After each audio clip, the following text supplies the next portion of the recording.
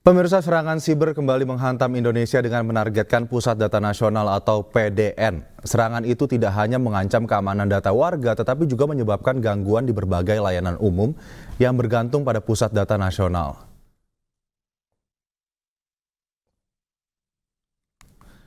Adapun kronologi serangan siber yang menargetkan Pusat Data Nasional terjadi pada 23 Juni 2024. Akibat serangan ini, Pusat Data Nasional atau PDN mengalami serangan siber jenis ransomware bernama Brandkeeper. Serangan ini pun berhasil menginfeksi dan mengenkripsi data penting yang tersimpan di Pusat Data Nasional. Dalam serangan ini, pelaku menuntut tebusan sebesar 8 juta dolar Amerika Serikat atau sekitar 131 miliar rupiah untuk membuka kembali data yang telah dienkripsi. Menurut Kepala Badan Siber dan Sandi Negara atau BSSN, Hinsa Siburian, serangan ini merupakan pengembangan baru dari ransomware Lockbit 3.0 dan lebih dari 50 juta data warga berisiko terekspos dalam insiden ini.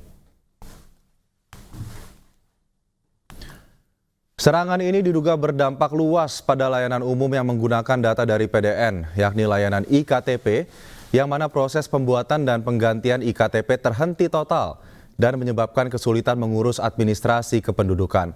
Kemudian, layanan BPJS Kesehatan juga mengalami gangguan signifikan berupa penundaan dalam pengurusan klaim dan layanan kesehatan masyarakat. Sistem perpajakan juga terganggu hingga proses pelaporan dan pembayaran pajak harus tertunda. Layanan keimigrasian juga terhenti dan menyebabkan penundaan dalam penerbitan dokumen penting warga negara Indonesia maupun warga negara asing yang berada di Indonesia. Selain itu, layanan pendidikan menjadi terhambat terkait dengan proses pendaftaran dan administrasi lainnya.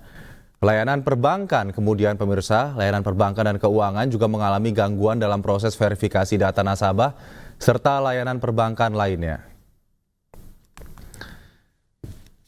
Pemerintah telah mengambil langkah cepat untuk menangani situasi ini, antara lain dengan perbaikan sistem keamanan. Tim teknis diterjunkan untuk memulihkan dan memperkuat sistem keamanan PDN.